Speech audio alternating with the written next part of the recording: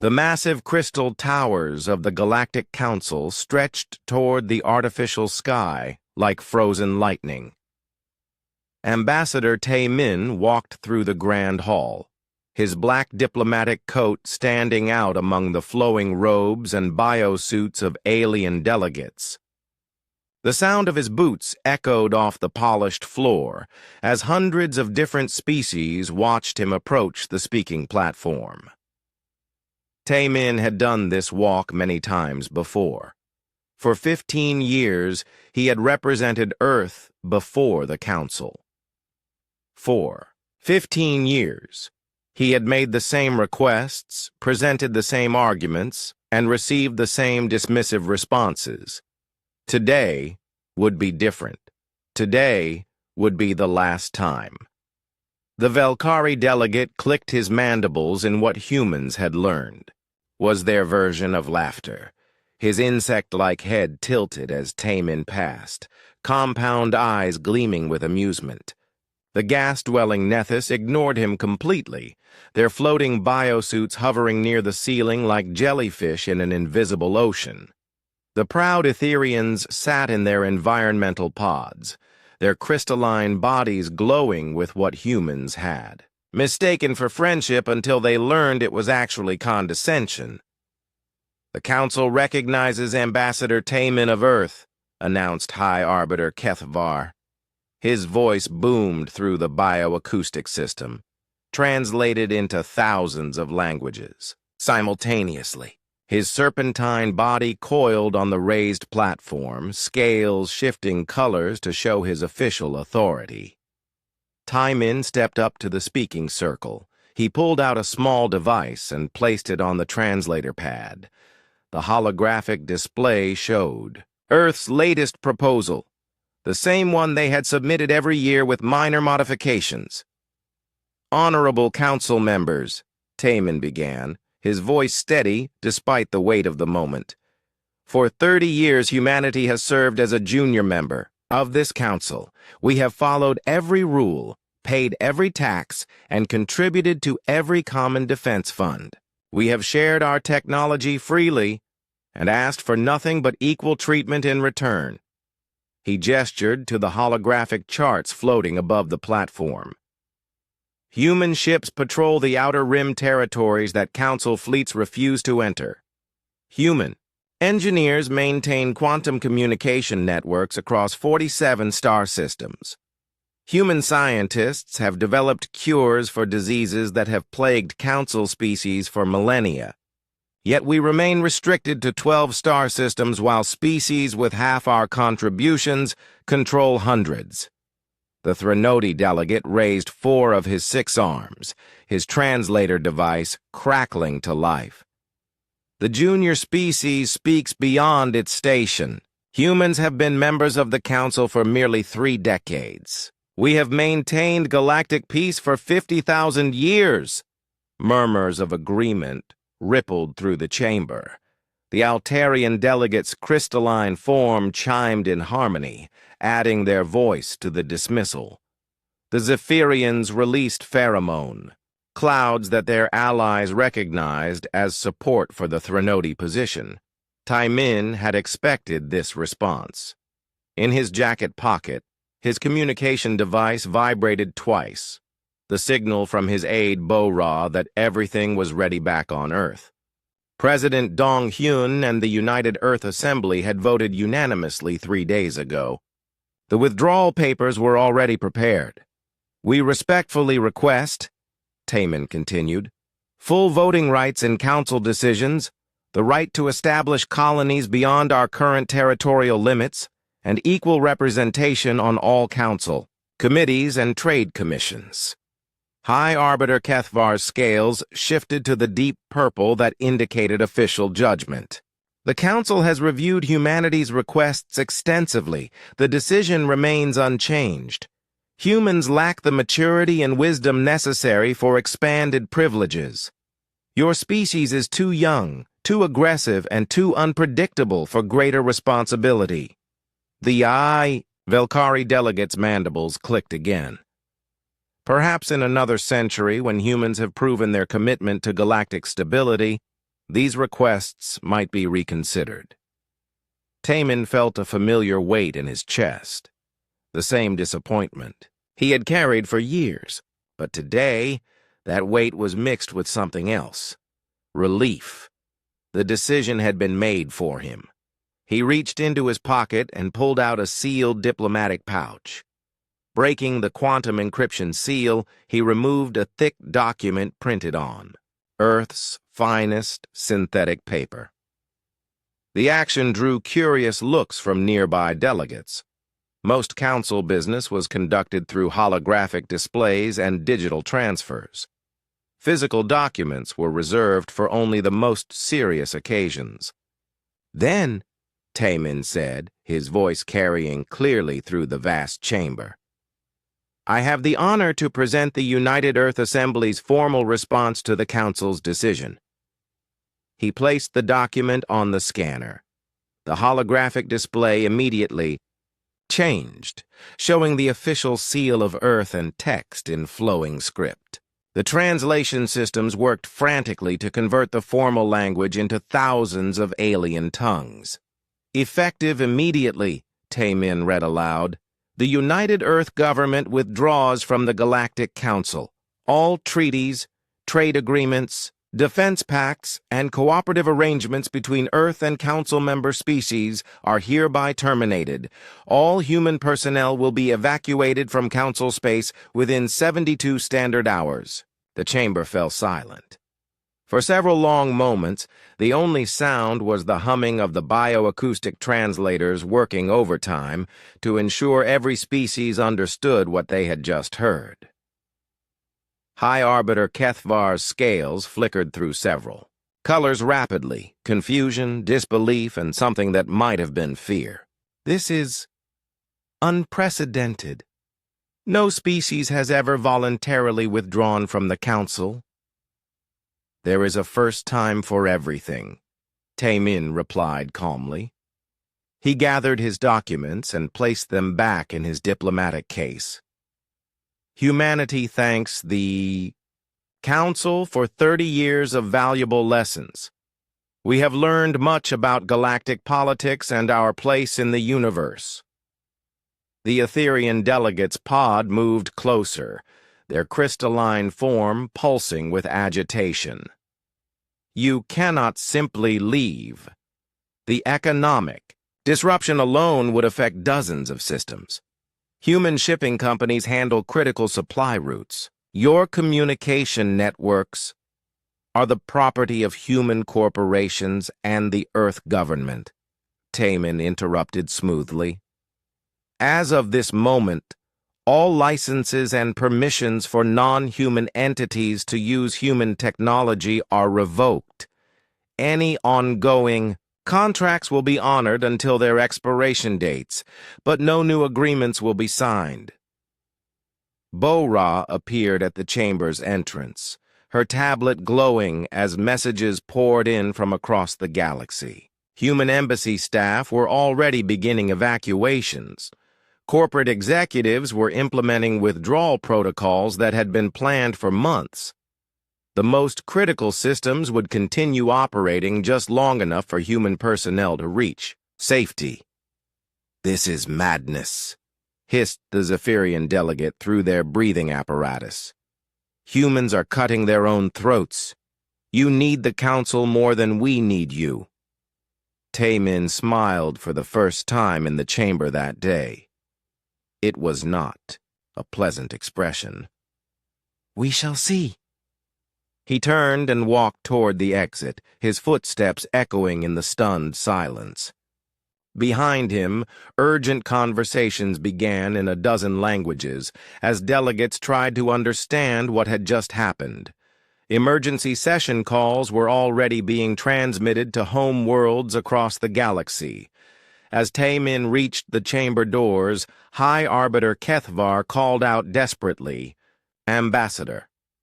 Surely we can discuss this further. Compromises can be reached. The Council is always willing to negotiate. Taemin paused at the threshold and looked back one final time. The time for negotiation ended 30 years ago. Humanity offered partnership. The Council chose superiority. Now you will learn the difference. The great doors closed behind him with a sound like thunder, leaving the Galactic Council to contemplate a galaxy without humanity for the first time in 3 decades. Captain Jinwoo stood on the bridge of the UES Determination, watching the organized chaos of the largest evacuation in human history. Through the massive viewport, he could see dozens of ships moving in careful formation, diplomatic vessels, trade frigates, passenger liners, and even converted cargo haulers pressed into service to carry people home. "Status report," he called to his crew, his voice steady despite the magnitude of what they were witnessing.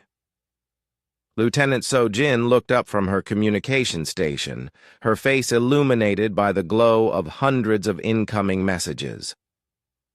"Sir, we have confirmation from all 12 evacuation zones. The last civilian transports are loading now. Embassy staff from the core worlds finished their data purge 30 minutes ago." Jinwoo nodded, his eyes scanning the tactical display. Red dots marked Council patrol ships maintaining a respectful distance.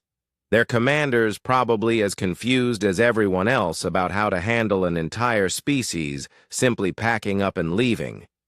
Green dots showed the human fleet, not large, by galactic standards but well-organized and efficient. "Any problems with the Council forces?" he asked. "Nothing serious," reported Ensign Hansol from the sensor station. "A few Velkari cruisers tried to get close to our merchant ships, but they backed off when we moved to intercept. I think they're more curious than hostile right now." The truth was that most Council species still couldn't believe what was happening. In 50,000 years of galactic history, no one had ever just left voluntarily. Species were conquered, extinct, or absorbed into larger empires, but they didn't pack their bags and walk away from the biggest political organization in the galaxy. On Deck 7, Hyewan was supervising the destruction of classified documents in the diplomatic quarters. As Earth's former trade representative, she had spent 15 years building relationships and gathering intelligence about Council economic systems. Now she was watching it all disappear into quantum static. "Everything with a security rating. Above green gets wiped," she told her team, feeding another data crystal into the disintegrator. "We're not leaving them any gifts to remember us by." Her assistant, Young A, held up a data pad showing financial records. "What about the trade balance reports? Some of these show just how dependent Council systems have become on human logistics. Networks." Hyewan paused, considering. Those reports painted a very clear picture of human economic integration into Council space, integration that was about to disappear overnight. "Destroy them.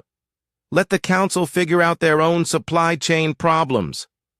The datapad joined thousands of others in the disintegrator. Years of careful analysis, market studies, and strategic planning reduced to random particles. The aliens had always assumed human information was freely available to them. They were about to learn how wrong they had been. Back on the bridge, Jinwoo received a priority message from Admiral Sung Ho, commander of the evacuation fleet. The Admiral's face appeared on the main screen, his expression grim but determined. "Captain Jinwoo, how are your zones progressing?" "All civilian evacuations complete in 30 minutes, sir. We're just waiting for the technical teams to finish their work." Admiral Sung Ho nodded. "Good. I want you to know what you're seeing here, Captain. This isn't just an evacuation. This is the most expensive lesson in galactic history. The Council is about to learn what happens when you take essential services for granted." Jinwoo understood. Human ships didn't just patrol empty space in the outer rim. They protected trade routes that generated trillions of credits in commerce. Human engineers didn't just maintain communication networks. They had designed most of the error correction systems that kept the network stable. Human. Scientists didn't just treat alien diseases. They had developed the fundamental research that made modern galactic medicine possible. "Sir," So Jin called out, "I'm getting over 300 communication requests from council representatives. They're demanding explanations, offering immediate negotiations. Some are even threatening economic sanctions." Jin Woo almost laughed. "Sanctions? Against the species that maintains their shipping schedules and communication networks? What should I tell them, sir?" Standard response: "Refer all inquiries to the former embassy. We have no further business with the council." On the heavy cruiser UES Resilience, Commander Mi Young was overseeing the evacuation of human military advisors from council defense installations. These men and women had spent years working alongside alien forces, sharing tactical knowledge and strategic planning. Now they were coming home, taking their expertise with them. "The Threnody commander is practically begging us to leave Skeleton Crews," reported her aide. "Their entire early warning system depends on human sensor analysis protocols." Mi Young shook her head. "Not our problem anymore. They wanted independence from human influence. Now they have it." The irony was perfect. For 30 years, council species had complained about human military capabilities, claiming humans were too aggressive and militaristic for expanded responsibilities. At the same time, they had integrated human tactical thinking into their own defense system so thoroughly that removing it would leave massive vulnerabilities. Dr. Wu Jin finished his final rounds of the medical research station orbiting Kepler 438. As the chief human medical officer in Council space, he had overseen treatment protocols for 17 different alien diseases. His research team had developed cures, treatments, and prevention methods that had saved millions of lives across dozens of worlds. "Doctor," his assistant called out, "the Etherian Medical Council is requesting all our research data before we leave. They're saying it's too important to galactic health to be removed." Wu Jin carefully packed his personal notes into a sealed container. "Our research was conducted by human scientists, funded by human institutions, using human technology. The Council made it very clear that humans are junior partners with limited rights. Junior partners don't get to keep the intellectual property." The medical data joined the growing list of human innovations that would be leaving with the evacuees. Treatment protocols for quantum radiation exposure, surgical techniques for non-terrestrial biology, pharmaceutical research that had revolutionized alien medicine, all of it was going home to Earth. As the final hour approached, Jinwoo received reports from evacuation coordinators across the galaxy. The numbers were staggering. Over 2 million human civilians, 50,000 military personnel, 30,000 corporate employees, and 15,000 diplomatic staff, all returning to human space within a 72-hour window. "Captain," Ensign Hansol reported, "the last transport just cleared the docking bay. All human personnel are now aboard our ships." Jin Woo nodded to his navigation officer. "Signal the fleet.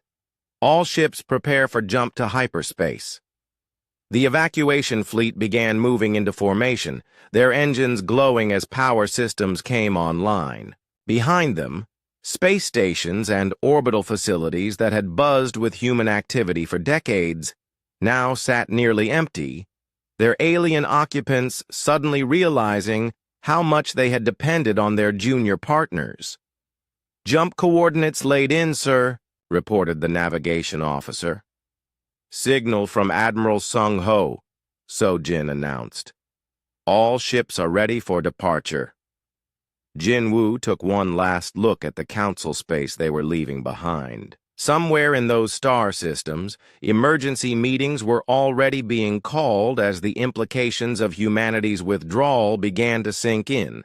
Supply chains would fail, communication networks would degrade, defense systems would malfunction, and medical treatments would become unavailable. "All ships," he announced over the fleet communication channel, "jump to hyperspace." The stars elongated into lines of light as the entire human evacuation fleet disappeared from Council space, leaving behind the most powerful political organization in the galaxy to contemplate what they had just lost. 3 weeks after the evacuation, chaos was spreading through the galaxy like a virus. On the massive trading station of Proxima Exchange, thousands of alien merchants watched their fortunes disappear in real time as market prices fluctuated wildly across dozens of star systems. Wu Jin sat in a corner booth of the station's main cantina, sipping synthetic coffee while observing the panic around him. As a former human economic attaché, he understood exactly what was happening. Now operating as an independent merchant with his own small freighter, he had a front-row seat to the economic collapse that everyone had seen coming except the Council itself. "The Zephyrian spice routes are completely down," announced a Threnody trader, his 6 arms gesturing frantically as he spoke to a crowd of worried merchants. The shipping companies that protected those convoys were all human-owned. "Without escort vessels, the pirates are having a field day." Wu Jin remembered those routes well. Human companies had spent years establishing patrol schedules, developing anti-piracy protocols, and building relationships with local security forces. The work had been profitable but dangerous, requiring the kind of tactical thinking and risk assessment that human minds excelled at. The Council species had been happy to pay for the service while simultaneously complaining about human militarism.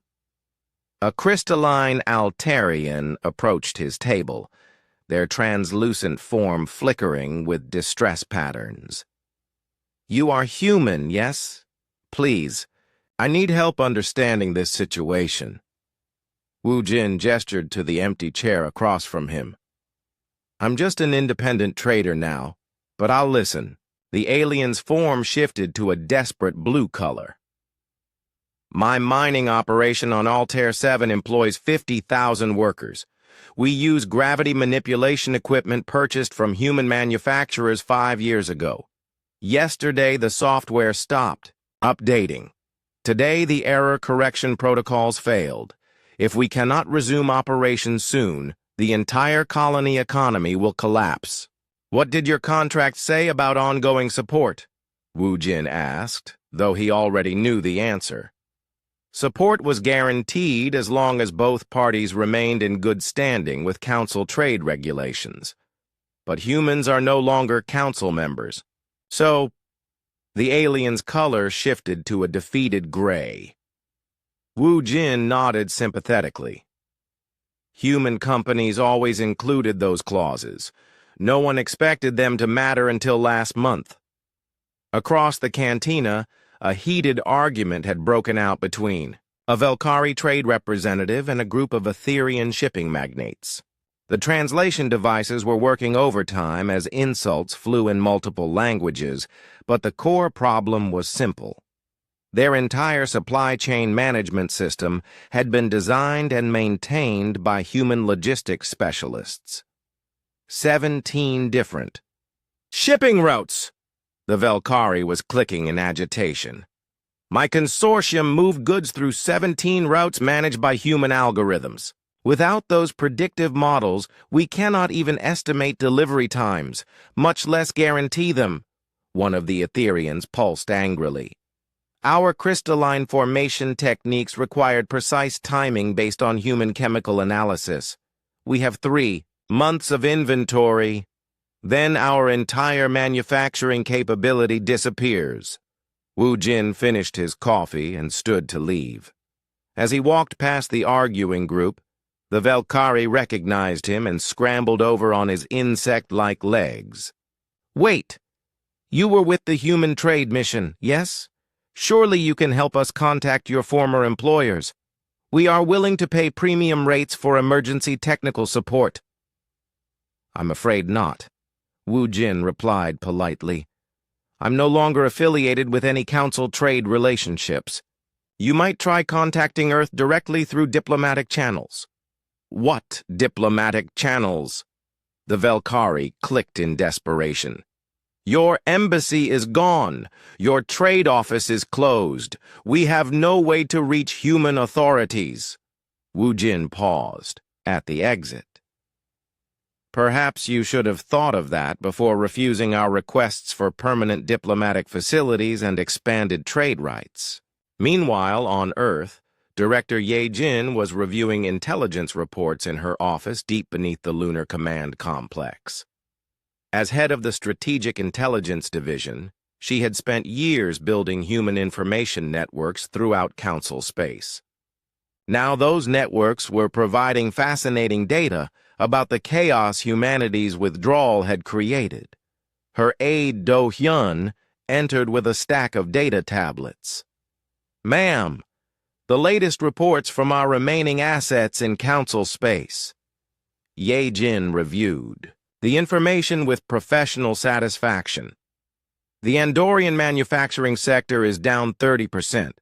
The Centauri mining colonies are reporting critical shortages of geological analysis software. The Tau Ceti medical facilities can't maintain their treatment protocols without human pharmaceutical research updates. It's worse than we predicted," Do Hyun observed. "The cascade effect is spreading faster than our models suggested." The truth was that human integration into Council infrastructure had been far more complete than anyone realized. For 30 years, human companies had filled gaps in alien capabilities, developed solutions to intractable problems, and provided services that other species couldn't or wouldn't provide. The aliens had grown so accustomed to human competence that they had forgotten it wasn't a natural law of the universe. "What about the medical situation?" Ye Jin asked. Do Hyun pulled up another report. 17 major diseases that were effectively controlled by human-developed treatments. The production facilities are mostly automated, but the quality control and distribution management was handled by human specialists. Without ongoing oversight, they're already seeing contamination problems in 3 pharmaceutical manufacturing centers. Ye Jin shook her head. This was the part that troubled her most. They had known the economic and military implications of withdrawal, but the medical consequences were potentially catastrophic. Human medical research had saved millions of alien lives, and now that research pipeline was cut off. On the independent trading post of Haven Station, Merchant Captain Ji-hoon was fielding desperate offers from alien businesses trying to maintain some connection to human commercial networks. His small trading vessel had become incredibly valuable overnight, not because of its cargo capacity, but because he was one of the few humans still operating in the border regions. "I can offer you exclusive trading rights for all Threnody agricultural exports in the sector," pleaded Korthek, a 6-armed trader who had cornered Ji-hoon at the docking bay. "My family consortium controlled those rights for 2 centuries, but without human shipping coordination, we cannot fulfill our contracts." Ji-hoon checked his cargo manifest on a handheld device. "I appreciate the offer, but my ship can carry maybe 50 tons of cargo. Your consortium moves 50,000 tons per month. I'm not a replacement for an entire shipping infrastructure." "Then what can we do?" Korthek's translator conveyed genuine desperation. "The economic predictions show complete collapse of interstellar trade within 6 months if the current trends continue. You could try building your own shipping coordination systems," Ji-hoon suggested. "Humans did it. There's no reason other species can't learn the same skills, but that would take decades, generations. How can we replace 30 years of human development and integration in any reasonable time frame? Ji-hoon secured his cargo hold and prepared to depart. Maybe you should have started working on that 30 years ago instead of treating humans as convenient junior partners. Back in the cantina on Proxima Exchange, the arguments had grown louder and more desperate. Wu Jin could hear the shouting from 3 levels down as he boarded his freighter. The economic chaos was spreading to every major trading hub in the galaxy, and the worst part was that everyone could see it coming, but no one could stop it. The communication channels were full of emergency broadcasts from Council worlds requesting immediate diplomatic contact with Earth. Planetary governments were offering unprecedented trade deals, technology-sharing agreements, and even territorial concessions in exchange for restoration of human services. But Earth's response was consistent and devastating in its simplicity. All requests should be submitted through proper diplomatic channels between sovereign governments. The same channels the Council had refused to establish when they limited human embassy rights and restricted human diplomatic status. The galaxy was learning a hard lesson about the difference between taking and partnership, between exploitation and cooperation. The panic that had started with humanity's withdrawal was spreading into every corner of Council space, and there was no easy way to stop it. General Ki-hoon stood in the war room beneath Luna Base, studying holographic displays that showed military movements across the galaxy. Red indicators marked rising conflicts, yellow showed areas of instability, and green represented the few, regions still maintaining peace. There was a lot more red than anyone had expected. The situation is deteriorating faster than our worst-case projections, reported Colonel Mi Young from the Intelligence Division. Her fingers danced across control surfaces, bringing up detailed reports from across Council space. The hegemony forces have already probed 3 former Council patrol routes. Without human early warning networks, they're finding gaps in frontier, defenses that have been secure for decades. Ki-hoon had seen this coming. For 20 years, he had served as a military advisor to Council defense forces, helping design patrol schedules and defense strategies for the Outer Rim territories. The aliens had reluctantly accepted human military advice while constantly complaining about human aggression and militaristic tendencies. Now they were discovering what galactic security looked like without that advice. "Show me the Kepler sector," he requested. The holographic display shifted to show a cluster of star systems near the galaxy's edge. Red warning indicators pulsed at 17 different locations. Mi Young pulled up the tactical summary with a grim expression. Pirate raids have increased by 300% in the past 3 weeks. The predictive algorithms that identified raid patterns and prevented attacks are no longer running. The Council patrol fleets are flying blind, responding to attacks instead of preventing them. Admiral Sung-ho entered the war room, his uniform bearing the new insignia of the Human Independent Defense Force. As the former Council liaison, he had overseen the integration of human tactical doctrine into galactic defense planning. Now he was watching that integration collapse in real time. "The irony is perfect," he said, joining them at the tactical display. "They limited our territorial expansion because they feared human military capabilities, but they relied on those same capabilities to maintain order in half the galaxy." Ki-hoon nodded grimly. "How many Council worlds have requested emergency security assistance?"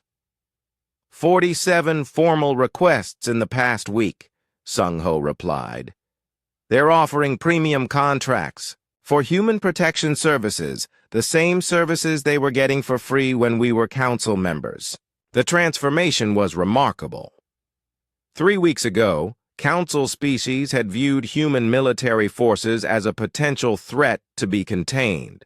Now those same forces were the only thing standing between civilized space and chaos. The withdrawal had revealed just how dependent the galaxy had become on human strategic thinking and tactical innovation. On the frontier world of Kepler 442b, former military advisor Jae-hyun was receiving increasingly desperate communications from his old Velkari contacts. He had spent 5 years training their planetary defense forces, developing anti-piracy protocols that had kept the system secure. Now those protocols were failing without human oversight. "Commander Jae-hyun," the message began, using his old council rank despite his civilian status, "the situation has become critical. 3 merchant convoys attacked this week. Our patrol schedules are proving ineffective without your analytical support. Please advise emergency consultation rates." Jae-hyun deleted the message without responding. He had offered to provide permanent training and support programs for local defense forces years ago. The Velkari government had declined, preferring to rely on temporary human advisors rather than invest in long-term capability development. Now they were paying the price for that short-sighted decision. His communication device chimed again, another message from a different system. The pattern was the same everywhere. Local defense forces that had grown dependent on human expertise were finding themselves unable to maintain security without ongoing support. Back on Luna Base, intelligence reports continued to flow in from across the galaxy. Major Hyun-woo coordinated the information gathering, compiling a comprehensive picture of galactic military instability that grew worse with each passing day. The Centauri Defense Alliance is reporting complete failure of their automated threat assessment systems, he briefed the senior staff. Those systems were designed by human cybersecurity specialists to identify potential hostile movements. Without regular updates and maintenance, they're generating false positives and missing real threats. General Ki-hoon studied the data with professional interest. The aliens had always assumed that technology could replace human judgment and intuition. They were learning that complex systems required constant human oversight to remain effective. "What about the core worlds?" he asked. "More stable, but still experiencing problems," Hyun-woo replied. "The Etherian High Command is requesting emergency strategic consultation. Their defense planning computer models are producing inconsistent results without human validation protocols." The situation in the core worlds was particularly telling. These were the most advanced and stable systems in council space, with defense forces that had operated successfully for millennia. Yet even they were discovering critical dependencies on human contributions that they hadn't recognized until those contributions disappeared. Commander So-jin was monitoring communication intercepts from Council military frequencies. The conversations revealed panic and confusion among alien defense forces who were struggling to adapt to the sudden absence of human support. "Priority intercept from the Andorian Fleet Command," she reported. "They're experiencing cascade failures in their strategic planning networks." Quote, "Human-designed redundancy protocols were more extensive than realized. System stability declining without ongoing maintenance." End quote. Admiral Sung-ho wasn't surprised. Human engineers had a tendency to build robust backup systems and fail-safe mechanisms that other species often overlooked. The aliens had focused on the primary functions while ignoring the underlying architecture that made those functions reliable. "Any requests for technical documentation?" he asked. "Several," So-jin confirmed. "But they're all being denied under military security protocols." Earth Defense Command has classified all strategic planning methodologies and tactical analysis systems as state secrets. The classification was deliberate and devastating. For 30 years, humans had freely shared military knowledge with Council forces, treating galactic security as a common responsibility. Now that same knowledge was being protected as proprietary human intellectual property, available only through formal diplomatic and commercial channels. On the industrial world of New Seoul, Defense Minister Young Soo was overseeing the rapid expansion of human military manufacturing capabilities. Orders were pouring in from across the galaxy as Council species discovered that their own defense industries couldn't produce the specialized equipment they needed. The Threnody Confederation wants to purchase 50,000 tactical analysis units, reported his aide. They're offering twice the standard commercial rate for immediate delivery. Young Soo reviewed the order with interest. Those same analysis units had been provided to Council forces at cost as part of humanity's contribution to galactic defense. Now, they were being sold at market rates to species that had previously taken them for granted. "What about training and support?" he asked. "They're requesting full technical training packages for their personnel. Apparently, they never bothered to learn how the systems actually worked, while humans were providing free maintenance." The defense industry transformation was perhaps the most visible sign of humanity's changing status in the galaxy. Human military technology, once shared freely in the spirit of cooperation, was now available only through commercial contracts with sovereign Earth. The prices reflected not just manufacturing costs, but also the premium value of human innovation and expertise. General Ki-hoon received an urgent communication from Earth Defense Command. President Dong-hyun appeared on the secure channel, his expression serious but determined. "General, I want a complete assessment of the military situation in Council space. How long before the security situation becomes completely untenable?" Ki-hoon consulted his analysis reports. "Sir, current trends suggest major conflict within 6 months. The piracy situation is already critical, and we're seeing the first signs of territorial disputes as local defense forces prove unable to maintain border security. And the implications for human security? Minimal direct threat to Earth or our colonies, sir.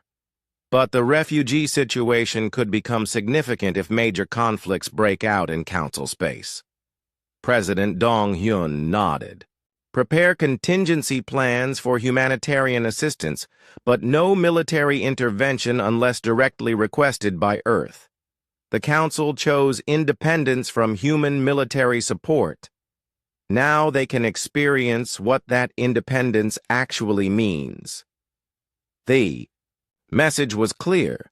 Humanity would not rescue the galaxy from the consequences of its own decisions. The military chaos spreading through Council space was the price of treating essential partners as expendable junior members. Dr. Na-yeon floated in the observation deck of her research station, watching the stars through reinforced transparasteel while reviewing the latest catastrophe reports from across the galaxy. As one of the galaxy's leading experts in quantum field mechanics, she had a front-row seat to the technological chaos spreading through Council space, like a plague. "The Cascade failure is accelerating," she reported during her weekly briefing to Earth Command. Her voice carried a mix of scientific fascination and genuine concern as she summarized the data flowing in from monitoring stations throughout the galaxy.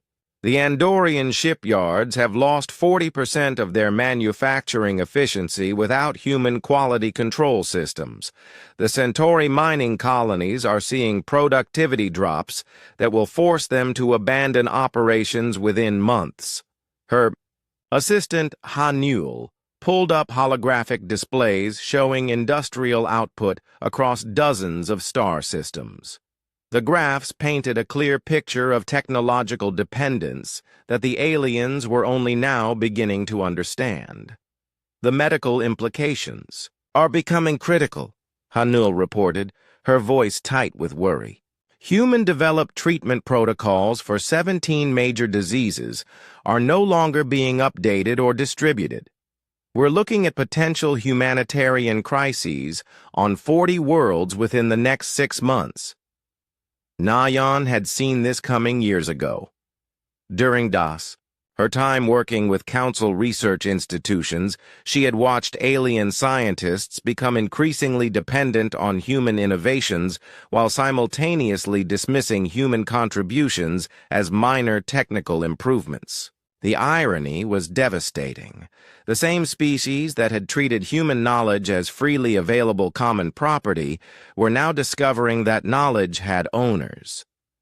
On the industrial world of Kepler 296, engineer Min Ho was receiving increasingly desperate communications from his former Etherian colleagues. He had spent 8 years designing atmospheric processing systems for their colonial expansion program, developing innovations that had allowed Etherians to survive on worlds previously considered uninhabitable. Min Ho, the latest message pleaded. The atmospheric processors on 3 colonies are showing critical errors. The bioatmospheric balance calculations are failing without your correction algorithms. We need immediate technical support or we may lose entire settlements. Minho read the message while checking inventory on his new independent engineering firm. The same atmospheric processors that were failing had been designed with built-in obsolescence protection. Regular updates were required to maintain optimal performance. The Etherians had always assumed those updates would continue indefinitely. Priority response requested, the message continued. We are authorized to offer triple standard consulting rates for emergency technical intervention. Minho filed the message with dozens of others like it. The offers were tempting, but Earth's new policy was clear. No emergency technical support for systems that had been provided under Council cooperation agreements. The aliens wanted independence from human involvement, and independence meant taking responsibility for their own technology maintenance. Back on Nayan's research station, the monitoring equipment was tracking technological failures across multiple sectors simultaneously. The quantum communication networks that connected half the galaxy were beginning to show signs of serious instability. The error correction protocols are failing faster than predicted, Hanul observed, studying the network stability reports. Human-designed systems were more deeply integrated into Council infrastructure than anyone realized. Nayon nodded grimly. The aliens focused on the obvious technologies. The ships, the weapons, the manufacturing equipment. They never paid attention to the underlying systems that made everything else work. Human error correction, human quality control, human diagnostic protocols, all invisible until they disappeared. The communication networks were a perfect example. For 25 years, human computer scientists had been quietly improving the error correction algorithms that kept quantum communication stable across galactic distances. The improvements had been so gradual and seamless that Council species had stopped noticing them entirely. Now those algorithms were beginning to degrade without regular updates, causing communication delays and data corruption throughout Council space. On the agricultural world of Tau Ceti Prime, biochemist Dr. Jin A was watching crop yields plummet as automated farming systems failed without human oversight. She had developed the bioenhancement protocols that had tripled agricultural productivity on 17 worlds, solving food security problems that had plagued those systems for generations. The soil analysis systems are producing inconsistent results, reported her former research partner through a badly degraded communication link.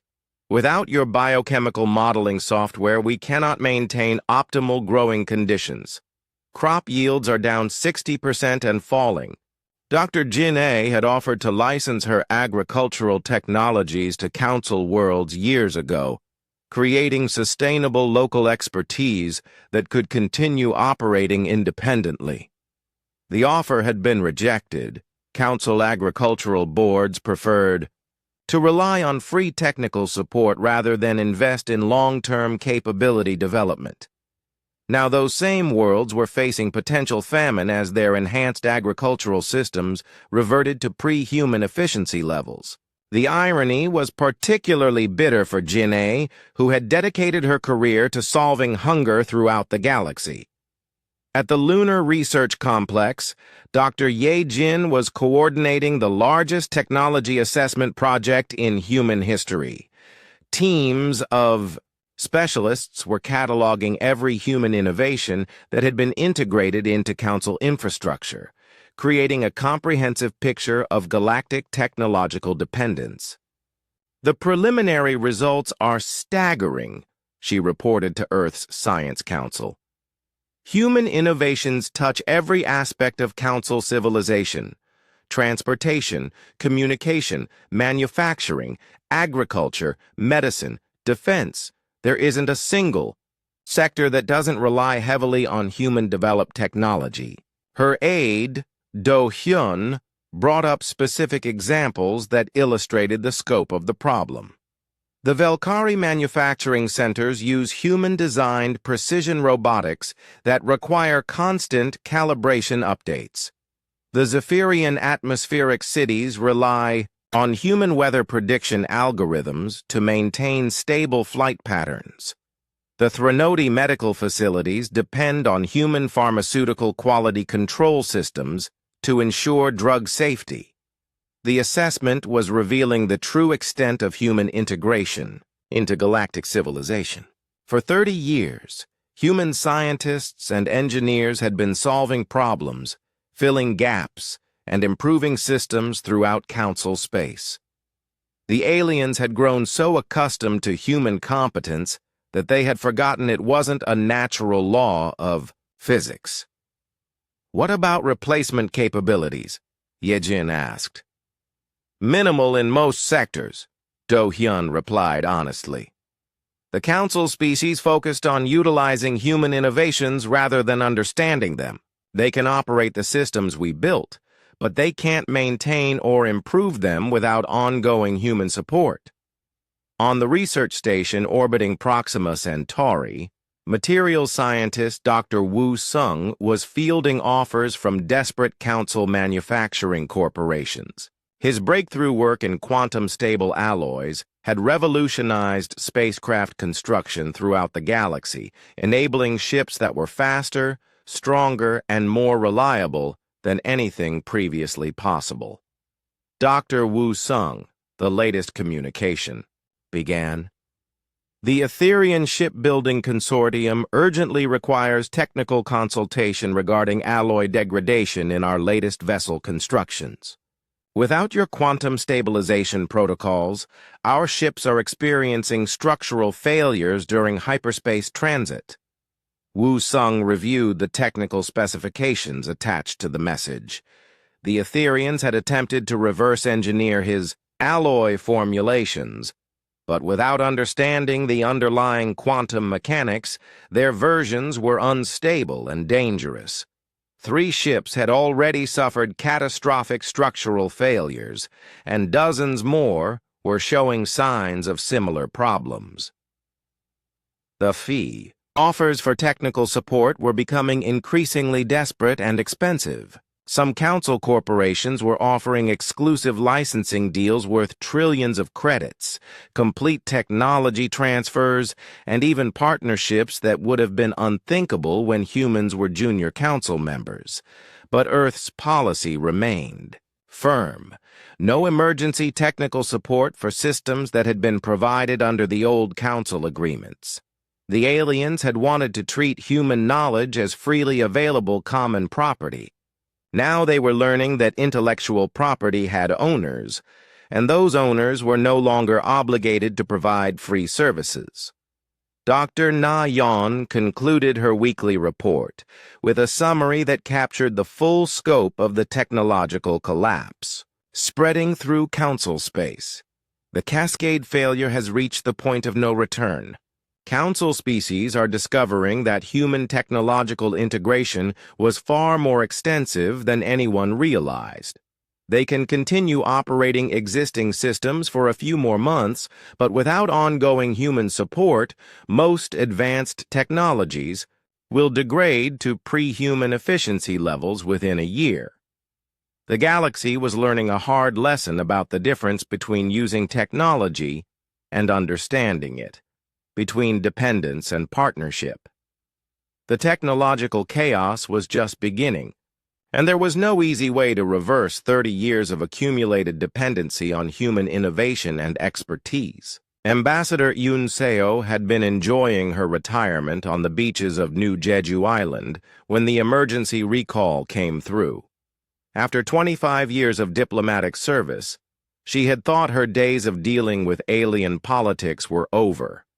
The communication from Earth's foreign ministry changed that assumption quickly. "The Council is requesting immediate diplomatic contact," her aide Gunwoo explained as their shuttle approached the neutral station where the emergency meeting would take place. "They've agreed to every precondition we set: recognition of human territorial sovereignty, full voting rights in any future Council relationship, reparations for 3 decades of discriminatory policies, and genuine technology-sharing agreements." Unseo reviewed the proposals with the skepticism of someone who had spent decades watching Council species make promises they had no intention of keeping. Too little, too late.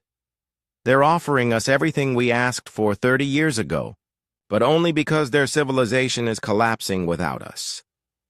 The neutral station was a sight to behold. Independent Fringe World Station 7 had been hastily converted into a diplomatic meeting point, its operators suddenly finding themselves hosting the most important negotiations in galactic history.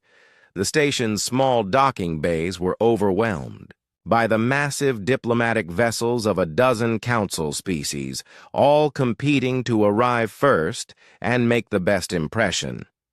"Ma'am," Gunwoo observed as they approached the docking bay, "I count 17 different species represented here. That's more high-level diplomatic presence than most major council summits." Through the viewport, Yun Seo could see the controlled chaos of unprecedented diplomatic activity. Species that normally communicated through carefully structured protocols and elaborate ceremonies were practically pushing each other aside in their rush to secure meeting slots with the human delegation. The council delegation waiting in the main conference chamber was a remarkable sight. High Arbiter Kethvar himself had come, his bioluminescent scales dim with what humans had learned to recognize as extreme distress. The proud Etherians who had barely acknowledged human existence for 30 years were now prostrating themselves in their equivalent of respectful greeting. "Ambassador Yun Seo," Kethvar began through the translation matrix, his serpentine form coiled in what humans recognized as a submissive posture. "We are grateful beyond measure that you have agreed to meet with us." Yun Seo took her seat at the conference table with professional composure. "I am here as a representative of the Sovereign Earth Government to hear what the Council wishes to discuss." The Velkari delegate's mandibles clicked nervously as he activated a holographic display. "The situation in Council space has become critical. Economic output has dropped by 40%. Military security is failing on dozens of worlds. Medical systems are experiencing cascade failures. The galaxy is fragmenting. Border conflicts are erupting daily," added the Threnody representative, his 6 arms gesturing frantically. "The hegemony forces are claiming territory that has been Council space for millennia. Without human strategic analysis and early warning systems, we cannot maintain defensive coordination. Yunseo listened to the litany of disasters with the same expression she had worn during countless council sessions where human concerns had been dismissed. These are certainly serious problems. What does the council propose to do about them? High. Arbiter Kethavar's scales flickered through colors that indicated extreme desperation. We propose complete revision of humanity's status within the galactic community, full council membership with unrestricted voting rights, territory expansion, permissions for human colonies, equal representation on all council committees and trade commissions, reparations for past discriminatory treatment, added the Etherian delegate, their crystalline form pulsing with urgent patterns, technology transfer agreements with genuine reciprocal benefits, formal recognition of human intellectual property, rights.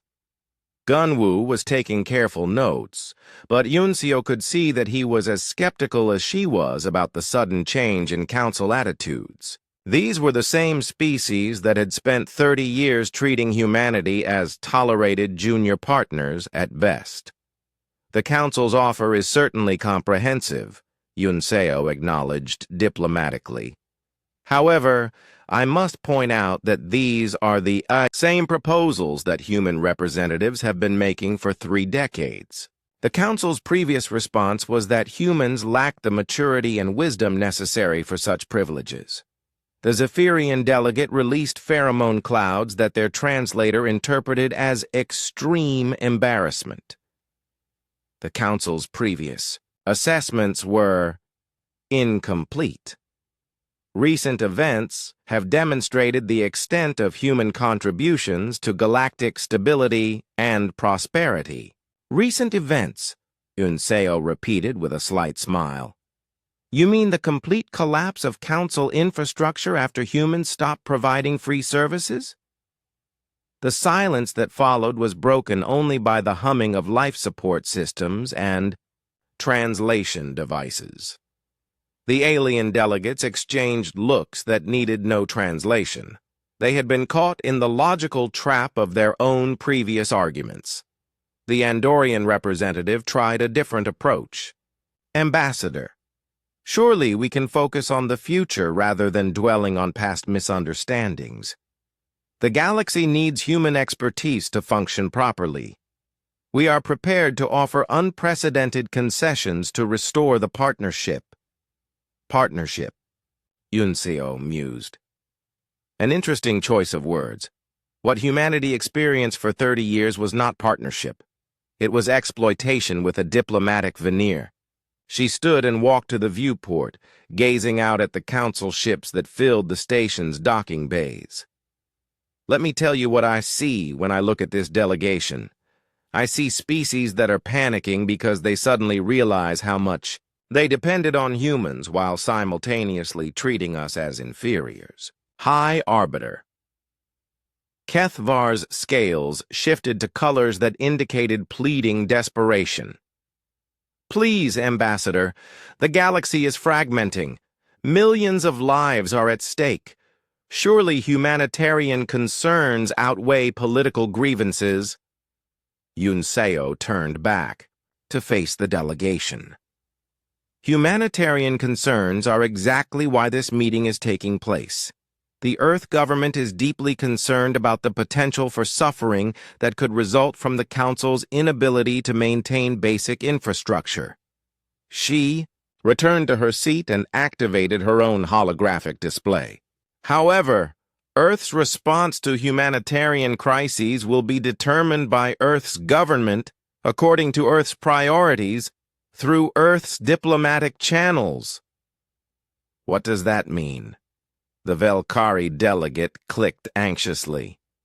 It means, Yunseo replied calmly, that the United Earth Assembly will consider any formal proposals through proper diplomatic channels. We are no longer obligated to provide emergency support for problems of the Council's own making. Gunwoo suppressed a smile as he watched the alien delegates process this statement. After 30 years of treating humanity as a subordinate client, species, they were being told that Earth would consider their requests on the same basis as any other sovereign government. The Threnody representative made one last desperate attempt. Ambassador, what would it take for humanity to resume cooperation with Council species? Name any terms, any conditions. The Council is prepared to accept whatever arrangement is necessary. Yunseo gathered her documents and prepared to leave. The answer to that question is quite simple. Treat humanity as an equal sovereign government. Submit formal diplomatic proposals through appropriate channels. Negotiate in good faith with recognition that both parties have interests and concerns. In other words, conduct yourselves like civilized beings rather than entitled overlords. As she reached the conference room door, High Arbiter Kethvar called out desperately, "But the immediate crisis! Surely some emergency measures can be arranged, while formal diplomatic processes are established." Yunseo paused at the threshold and looked back one final time. For 30 years, humanity offered cooperation and partnership to the Council. The Council chose superiority and exploitation instead. The current crisis is the direct result of that choice. Earth's assistance will be available to sovereign governments that approach us with respect and recognition of mutual interests. The Doctor closed behind her with a soft pneumatic hiss, leaving the Council delegation to contemplate the complete reversal of their position. For the first time in 50,000 years, they were the ones begging for consideration from a species they had dismissed as inferior. "How did the meeting go?" asked the station commander as Yunseo and Gunwoo made their way back to their shuttle. "Exactly, as expected," Yunseo replied. "They want everything to go back to the way it was, with humans providing services and aliens making decisions. They just want to pay us better for the privilege." Gunwoo checked his communication device as they boarded their shuttle. "Ma'am, we have 17 more meeting requests from individual Council species. They want to negotiate separate agreements outside the Council framework." Yunseo smiled as their shuttle detached from the station. "Now that's interesting. It seems the Council's unity is fragmenting along with everything else." 6 months after humanity's withdrawal from the Galactic Council, Captain Yong-Su commanded one of the fastest-growing fleets in the galaxy. The Human Independent Defense Force had expanded from a handful of patrol vessels to a formidable commercial security operation, and demand for their services was growing daily. "Ironic, isn't it?" commented his executive officer Soo-kyung as they escorted a Velkari trade convoy through what had once been secure Council space. "They spent 30 years limiting our fleet size because we were too aggressive. Now they're paying us premium rates to be aggressive on their behalf." Yong-Su watched the tactical display as his squadron maintained protective formation around the alien merchant ships. The convoy would have been perfectly safe 6 months ago, traveling through well-patrolled Council territory. Now the same route required armed escort because Council security forces couldn't maintain effective patrols without human coordination and intelligence support. "Sir," reported Lieutenant Ha Young from the sensor station, "I'm detecting 3 unidentified contacts approaching from the asteroid belt. Configuration suggests pirate vessels, right on schedule," Yong-Su murmured. Human intelligence networks had predicted this exact ambush scenario based on analysis of shipping patterns and known pirate operating procedures. The Velkari convoy. Commanders had dismissed the warning as unnecessary human paranoia. Now they were about to learn the value of human tactical prediction. "All ships, combat formation," Soo-kyung ordered over the squadron channel. "Show these pirates what happens when they threaten ships under human protection." The engagement was brief and decisive. Human ships moved with precision coordination that the pirates weren't prepared for, using tactics that Council forces had never bothered to learn. Within minutes, 2 pirate vessels were disabled, and the third was fleeing toward hyperspace. "Convoy commander is requesting immediate communication," Ha Young reported.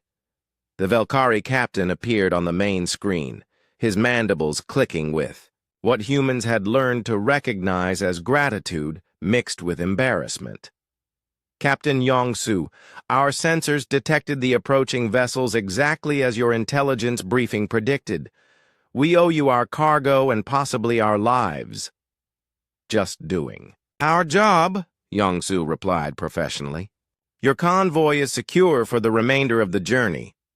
After the communication ended, Suk-young pulled up the contract details on her tablet. "They're paying us more for one escort mission than their entire sector defense budget used to cost when we were council members." The transformation was remarkable. Human colonies that had been restricted to 12 marginal star systems were now thriving commercial and industrial hubs. Independent human trade networks were outcompeting the remaining council routes through superior efficiency, security, and innovation. On the industrial world of New Busan, manufacturing coordinator Hyun Woo was managing production lines that operated at capacity around the clock. Orders were flowing in from across the galaxy as former council species discovered they could no longer manufacture essential goods without human technical expertise. "Production report," he called to his shift supervisor as he toured the massive factory complex. "All lines running at maximum efficiency," she replied, checking her handheld device. "We're filling orders for atmospheric processors, communication relay components, medical diagnostic equipment, and defense system components. The waiting list for new orders is now 8 months long." Hyun-woo reviewed the order queue with satisfaction. The same technologies that had been provided to council species at cost as part of galactic cooperation agreements were now being sold at market rates to desperate buyers. The profit margins were spectacular, but more importantly, human manufacturers were finally receiving fair compensation for their innovations. "What about the special orders?" he asked. "The Etherian crystal formation controllers are ready for shipment next week. The Zephyrian atmospheric city stabilizers will be completed by month's end. Both orders are being fulfilled at triple the standard commercial rate."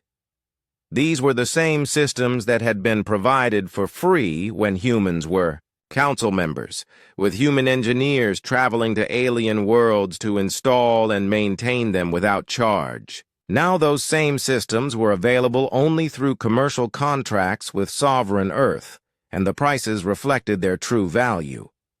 On Luna, President Dong-hyun was preparing to address the United Earth Assembly from the new governmental complex that had been built to accommodate Earth's expanding role in galactic affairs. The old facilities had been designed for a junior council member. The new complex reflected humanity's status as an independent galactic power. "Fellow citizens," he began, his voice carrying to Earth, Luna, and human colonies throughout the galaxy. 6 months ago, we made the difficult decision to withdraw from the Galactic Council. Today, I can report that decision has proven correct in every aspect." Behind him, holographic displays showed the dramatic transformation of human space. Trade volumes were up 400%. Industrial production had tripled. Human colonies were growing faster than ever before as immigrants arrived from across the galaxy seeking opportunities in the expanding human economy. "We have proven that humanity needs no one's permission to thrive among the stars," Dong-hyun continued. "Our former council colleagues are welcome to join us as equals in building a better galaxy, but never again will humans accept subordinate status in our own civilization." The speech was being broadcast throughout human space and monitored by intelligence services of every major galactic power.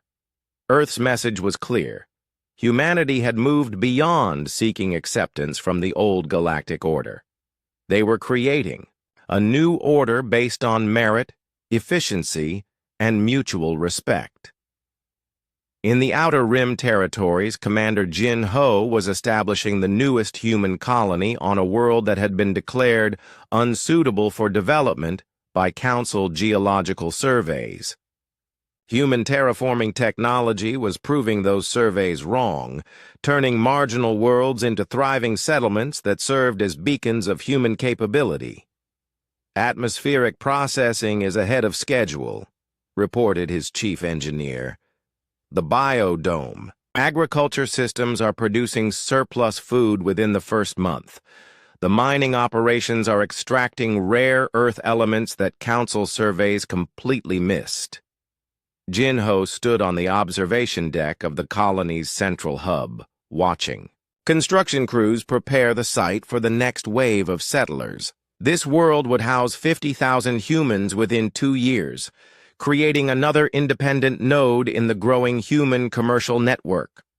"Sir," his communication officer called out, "we're receiving a diplomatic inquiry from the Centauri Trade Federation. They want to establish a commercial relationship with the colony." "What are they offering?" Jinho asked.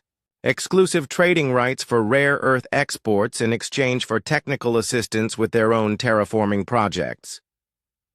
Jinho smiled. 6 months ago, the Centauri Federation had voted to support restrictions on human territorial expansion. Now they were begging for access to human markets and human expertise. The tables had turned completely. Back on Earth, Foreign Minister Tae Min was reviewing diplomatic communications from across the galaxy. His office had become one of the busiest places in human space as former Council species lined up to negotiate new relationships with independent humanity. "Status report on bilateral negotiations," he requested from his aide, Bo-Ra. 17 former Council species have submitted formal diplomatic proposals," she replied, consulting her tablet. "The Andorian Republic is offering a mutual defense treaty with full technology sharing. The Velkari Merchant Confederation wants exclusive trading partnerships for their entire sector. The Etherian Crystal Cities are proposing joint research initiatives with shared intellectual property rights." Each proposal represented a complete reversal from the condescending attitude that Council species had maintained toward humanity for 3 decades. Now they were competing with each other to offer the most attractive terms for human cooperation. "What about the Galactic Council itself?" Tae Min asked.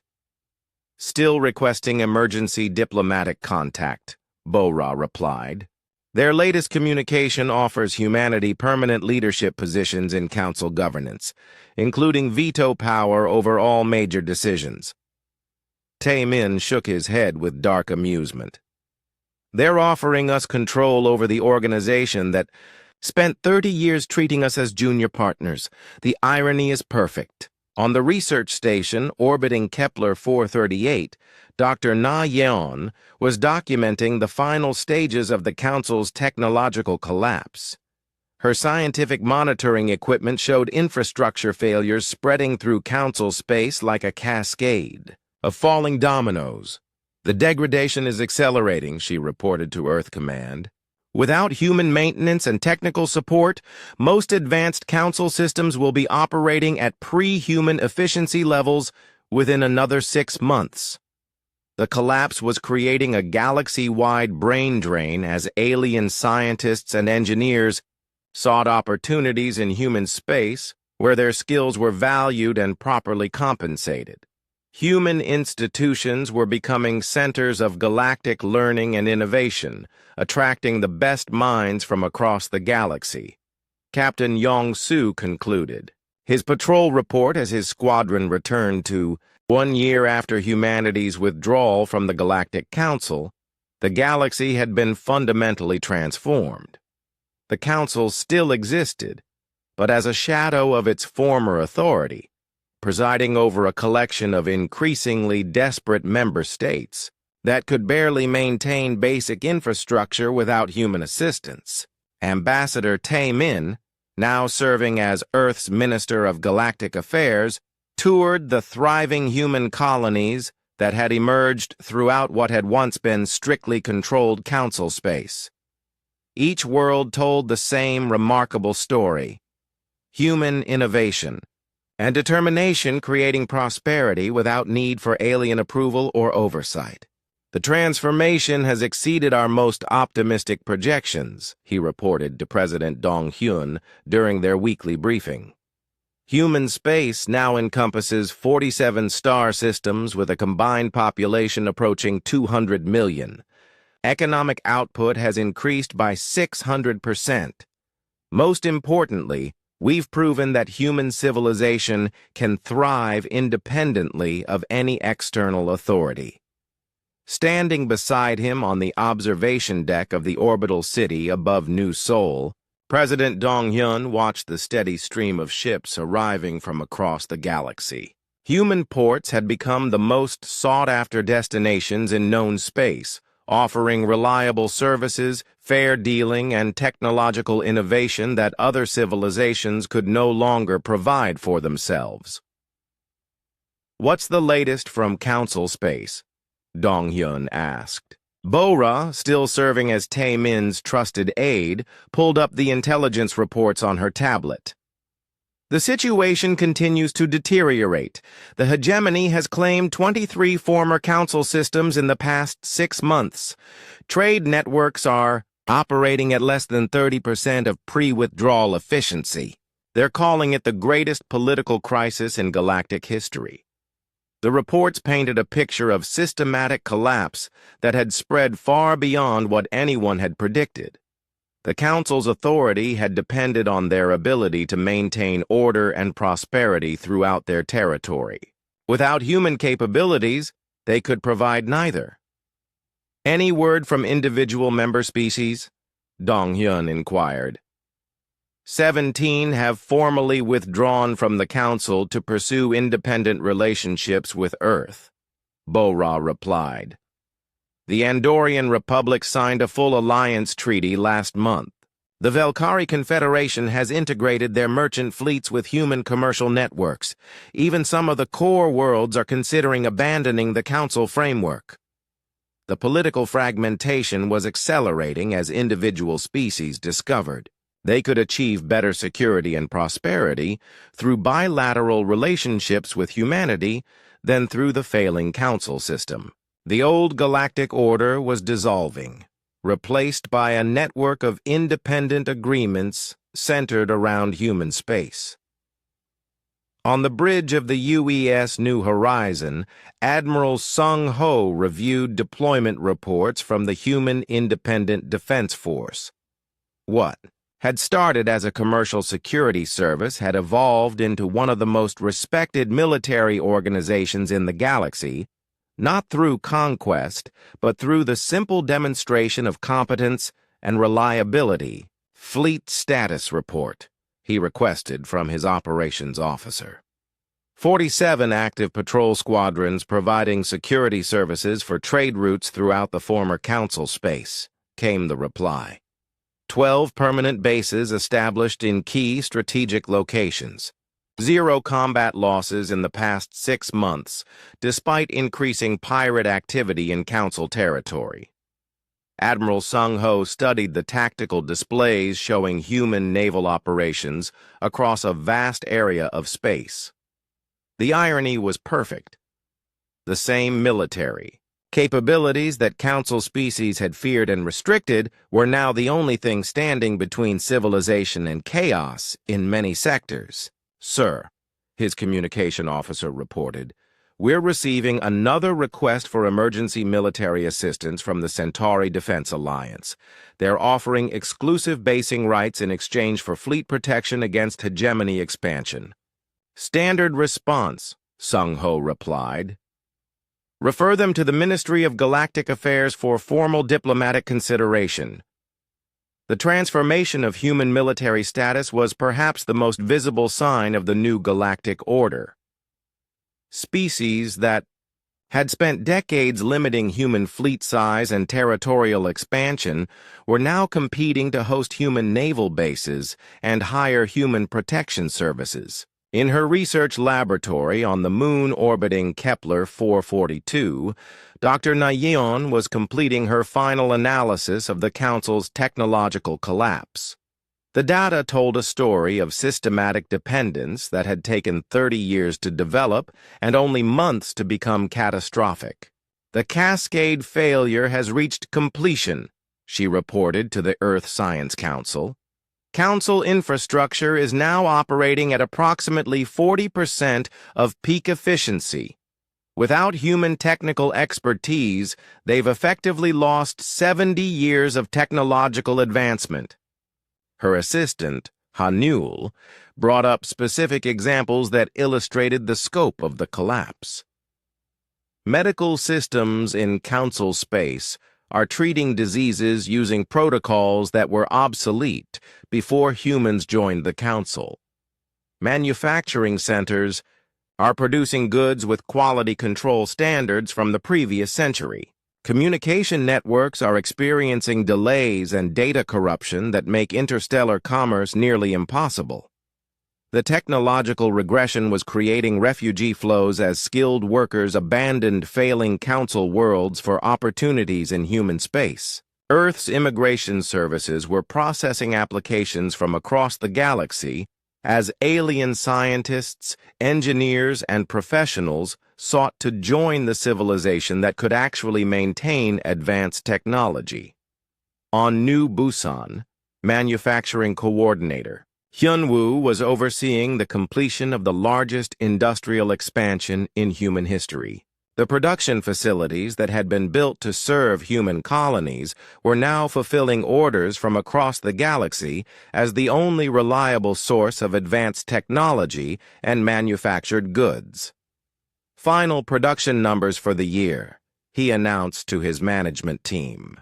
"We've manufactured and delivered more technological equipment in the past 12 months than humans produced in the previous decade as Council members." The statistics were remarkable. Human industry, freed from Council restrictions and powered by fair market prices for their innovations, had become the economic engine of their sector of the galaxy. The same species that had treated human manufacturing as a minor contribution to galactic prosperity were now dependent on human production for basic necessities. President Dong-hyun prepared for his annual address to the United Earth Assembly, an event that was now broadcast throughout human space and monitored by intelligence services across the galaxy. The speech would mark the first anniversary of withdrawal and set the tone for humanity's future role in galactic affairs. "Citizens of Earth and her colonies," he began, standing before the assembled representatives of a civilization that had grown beyond anyone's expectations. "1 year ago, we made a choice that shocked the galaxy. We chose dignity over dependency, sovereignty over subordination, and self-determination over acceptance of limitations imposed by others." Behind him, holographic displays showed the dramatic expansion of human civilization. New colonies dotted the star charts. Trade routes connected human worlds to markets across the galaxy, and defensive fleets maintained security throughout an area of space larger than most galactic empires. "The Galactic Council told us we were too young, too aggressive, and too unpredictable for equal treatment," Dong-hyun continued. "They were wrong about our character, but they were correct about our capabilities. We were indeed too capable to accept permanent subordinate status in our own galaxy."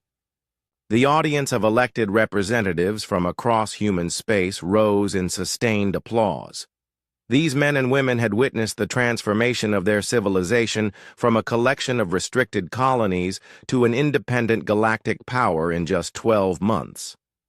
Today, I can announce that the expansion of human space will continue, Donghyun declared.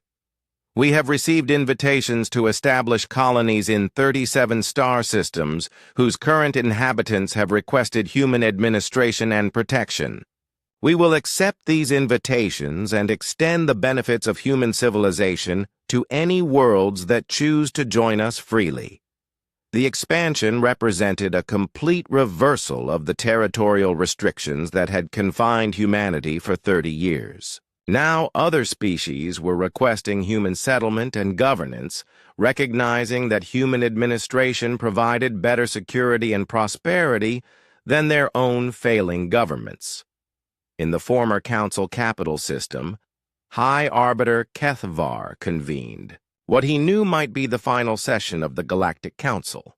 The great chamber that had once hosted thousands of delegates from across the galaxy now held barely 100 representatives from the dwindling number of member species that hadn't withdrawn to pursue independent relationships with humanity. The Council faces a choice, he announced to the sparse gathering, his bioluminescent scales dim with defeat. We can continue attempting to maintain the old system without the capabilities that made it function, or we can acknowledge the new reality and seek accommodation with the human government. The debate that followed was brief and bitter. Some delegates still insisted that the Council could restore its former authority without human